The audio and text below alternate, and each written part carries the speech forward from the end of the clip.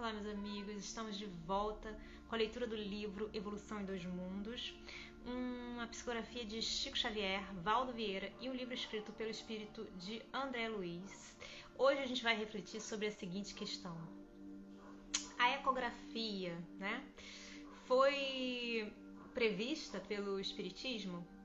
Bom, essa comunicação que foi dada em Pedro Leopoldo, dia 15/6/1958,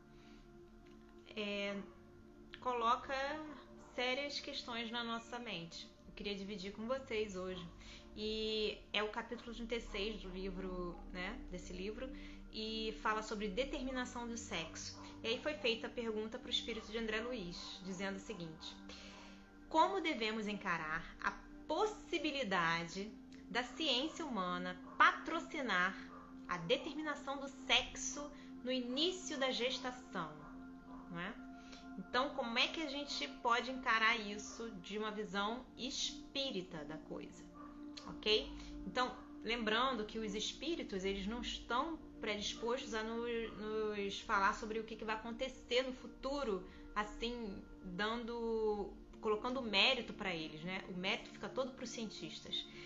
Eles só nos guiam de acordo com as consequências morais dos atos praticados pelos humanos, pelos seres humanos, ok? São como se fossem guias. E aí, são os guias, né? E aí, André Luiz diz o seguinte a respeito da determinação do sexo no início da gestação. Compreendendo-se que nos vertebrados, aqueles que possuem, os animais que possuem a coluna vertebral, ok?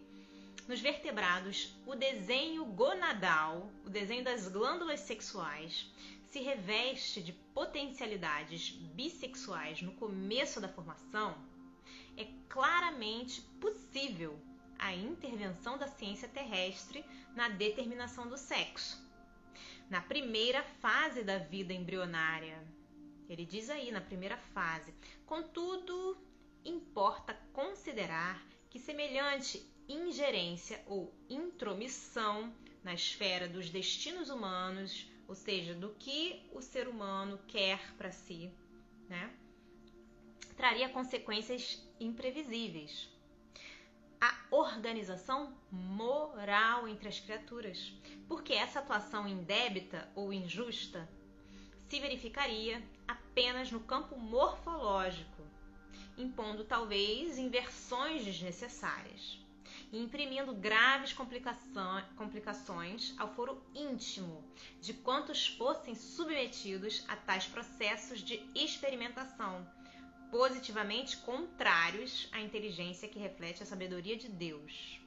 Então, ele fala a respeito das consequências morais daquilo que a gente tenta interferir, no destino de cada ser humano. Quando a gente adquire o conhecimento, e aí a gente começa a querer interferir nas decisões que devem ser tomadas pelos indivíduos, Bom, e aí, para a gente refletir sobre isso, essa comunicação foi dada em 1958, tá? A gente vai colocar um pouco da história da ecografia aqui para vocês. Na natureza existem inúmeros seres vivos. Isso está no site da www.ecografia1/news/another-post, tá? Então, fala assim, publicado em 12/10/2009, e aqui tem o e-mail da pessoa que publicou, GA com H no final, 190@hotmail.com. Na natureza existem inúmeros seres vivos que utilizam as ondas sonoras na sua atividade diária, como meio de orientação, comunicação, localização de alimentos, defesa, etc. Desde cedo o homem notou e quis expor esse fenômeno. Em 1794, Lazzaro Spallanzini demonstrou que os morcegos se orientavam sobretudo pela audição e não pela visão, para localizar obstáculos e presas. Mais tarde, em 1880, Jacques e Pierre Curie, publicaram os resultados obtidos ao experimentar a aplicação de um campo elétrico alternante sobre cristais de quartzo e turmalina, os quais produziram ondas sonoras e frequências muito elevadas. Desta forma, foi iniciado o estudo destas ondas sonoras, impulsionado com objetivos militares e industriais. A partir deste momento, o ultrassom foi utilizado em muitas ocasiões. Durante a Primeira Guerra Mundial, trabalhou-se intensamente nesta área, com o objetivo de se detectar submarinos inimigos. Em 1917, foi criado o primeiro gerador piezoelétrico de ultrassom, cujo cristal servia também como receptor e produzia mudanças elétricas ao receber vibrações mecânicas. Este aparelho foi utilizado como sonda ultrassônica para estudar o fundo marinho e medir sua profundidade. No âmbito médico, a pesquisa relacionada com o ultrassom apenas deu início após a Segunda Guerra Mundial em 1940. Firestone desenvolveu um refractoscópio que produzia pulsos curtos de energia que se detectavam ao ser refletida em fendas e fraturas. 2 anos depois, Carl Dusik, psiquiatra, tentou detectar tumores cerebrais. Inicializou por identificar os ventrículos ao medir a atenuação do ultrassom através do crânio, técnica que designou por hiperfonografia do cérebro. No início, as imagens eram apenas a preto e branco. Um novo entusiasmo surgiu com a introdução da escala de cinza na imagem em 1971, Em 1971 apenas, onde diversos níveis de intensidade de ecos são representados por diferentes tons de cinza na tela. Desde os finais do século XX, este método se tornou um importante instrumento de investigação diagnóstica. A ecografia é um dos métodos de diagnóstico mais multifacetados, simples, benéficos e rentáveis que foram algum dia descobertos. E aí, num site também sobre ultrassonografia, que fala sobre a história, né, da ultrassonografia, eu vou pegar um trecho aqui. Ele foi escrito pelo Carlos Alberto dos Santos, professor aposentado do Instituto de Física da Universidade Federal do Rio Grande do Sul, o FRGS, professor visitante da Universidade Federal Rural do Semiárido, UFERSA. Né? Ele fala assim, entre o fim dos anos 60, 1960 e início dos 70, ninguém seria capaz de prever o sucesso que a ultrassonografia faz nos dias atuais. O uso do efeito Doppler, tão festejado e banalizado atualmente, enfrentou o ceticismo da comunidade médica por mais de 2 décadas. Só depois de meados dos anos 70, a ecografia Doppler entrou na rotina clínica. Na verdade, o grande salto se deu no final daquela década, quando ficou demonstrado que dados hemodinâmicos podiam ser precisamente obtidos com o efeito Doppler. Embora possa ser usada para observar qualquer órgão do corpo humano, é na cardiologia que a ecografia, sob a denominação de ecocardiograma, se faz presente com maior intensidade. E foi por meio da cardiologia que a ecografia tornou-se popular na obstetrícia.